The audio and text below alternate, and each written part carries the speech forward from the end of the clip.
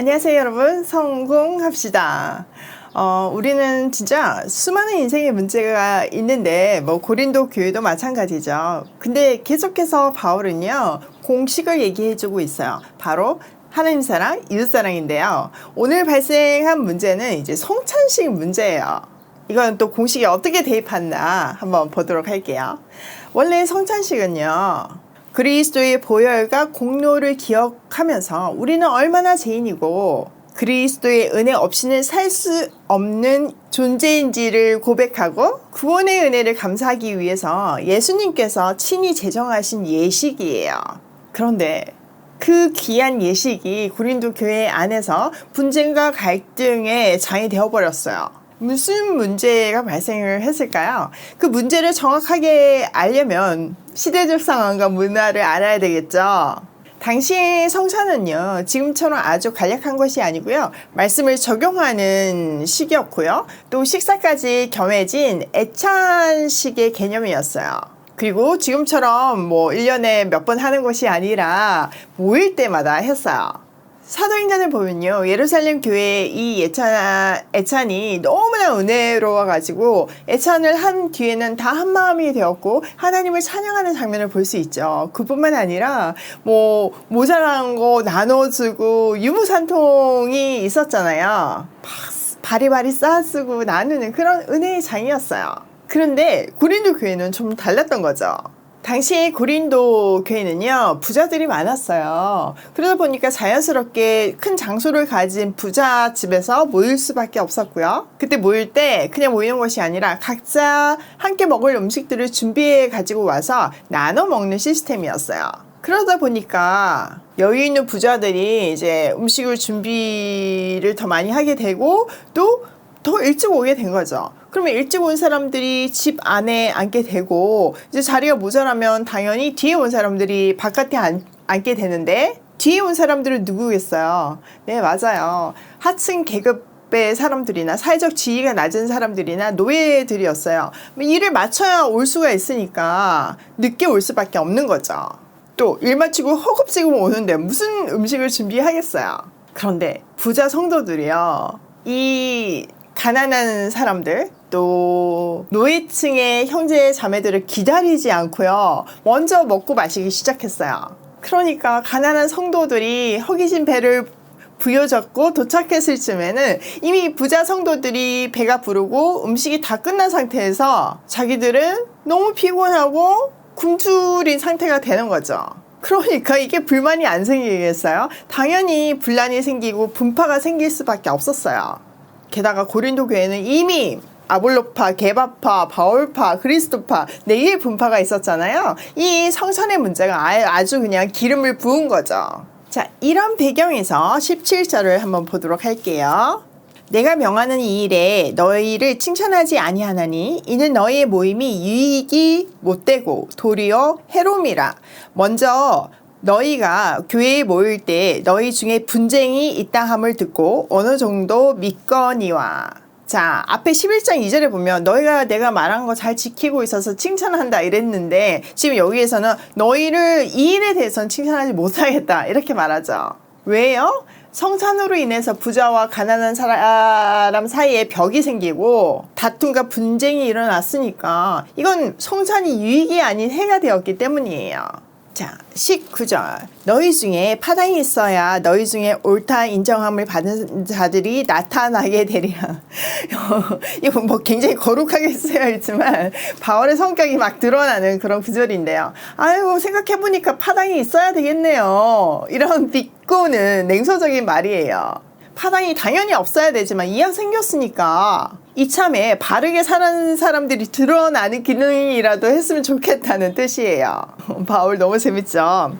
20절. 그런즉 너희가 함께 모여서 주의 만찬을 먹을 수 없으니 이는 먹을 때 각각 자기의 만찬을 먼저 갖다 먹으므로 어떤 사람은 시장하고 어떤 사람은 취함이라.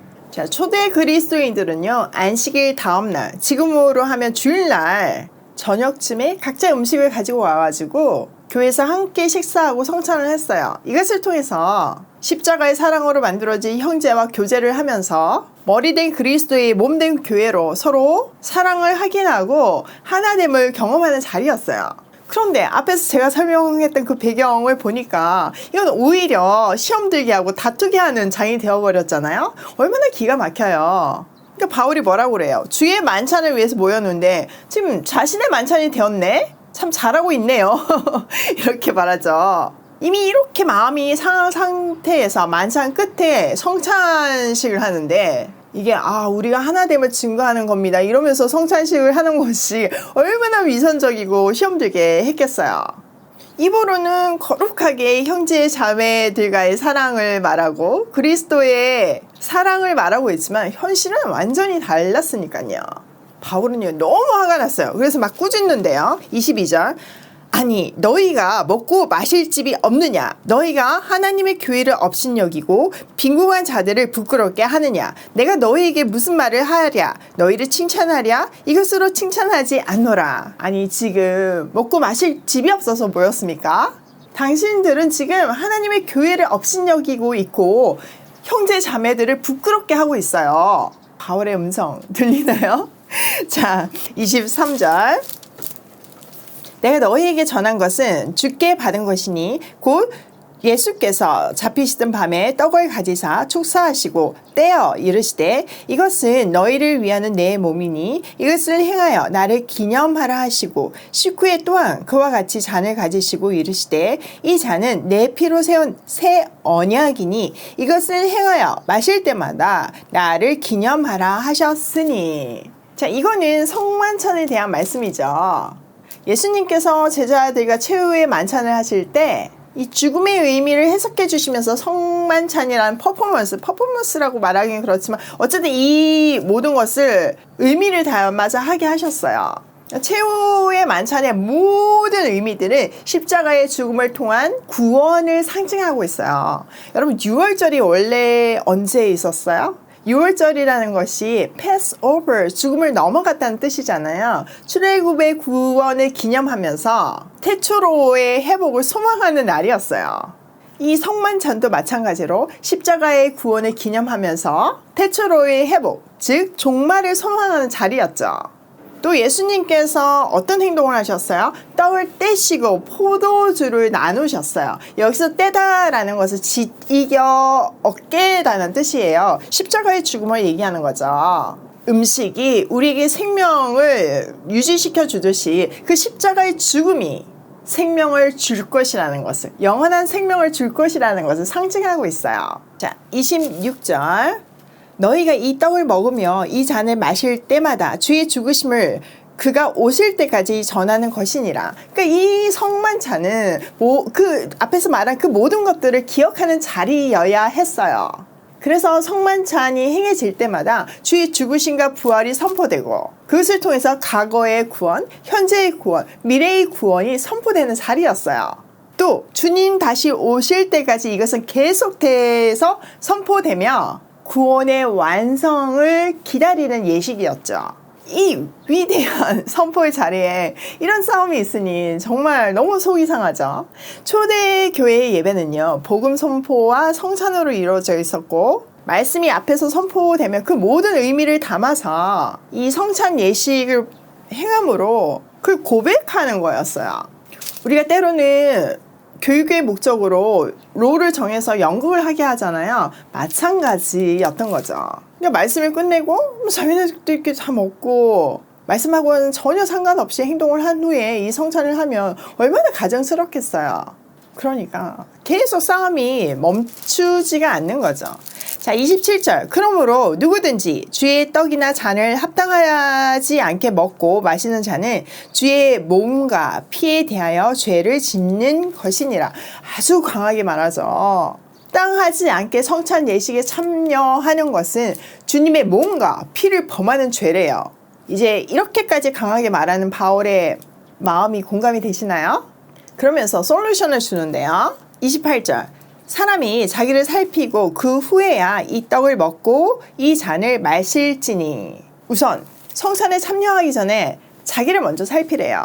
나는 성찬의 참 의미를 알고 있는가, 그리고 올바른 태도로 참여하고 있는가, 이거 먼저 살피라는 거죠.